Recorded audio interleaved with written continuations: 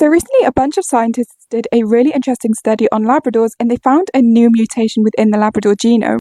Basically, a bunch of scientists were doing genetic studies on the dog and they found a mutation within a lot of Labradors that caused differences compared to the Labradors that didn't have that genetic mutation. We haven't previously seen this before. This new mutation that we found within some Labradors is currently being dubbed as the double whammy effect, which makes sense when you find out what it is. This double whammy gene is also being called the hungry gene because it causes Labradors to constantly be hungry, like all the time hungry. This hungry double whammy gene is currently being found in 1 in every 4 Labradors, which doesn't sound like that much on paper, but if you were to put that into a statistic, that's 25% of all Labradors on Earth that have this gene. According to the Guinness World Book of Records, there's 1.4 billion Labradors on Earth, which would mean there's around 350 million Labradors with this genetic mutation, meaning if you have a Labrador, there's actually a pretty good chance that your Labrador might have this genetic mutation, especially if they're always hungry.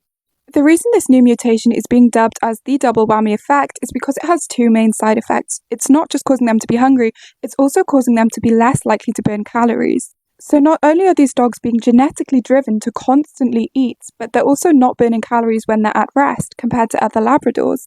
The mutation actually causes them to burn 25% less calories at rest than the average Labrador that does not have this genetic mutation.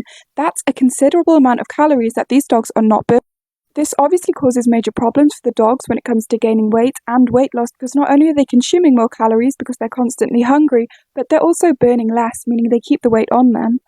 We hadn't previously found this genetic mutation before, so this is super cool that we managed to find this. What I think could potentially be interesting is if we can find this within Labradors, a genetic mutation that causes them to constantly be hungry and also be less likely to burn calories at rest, this could potentially, maybe also be found in humans.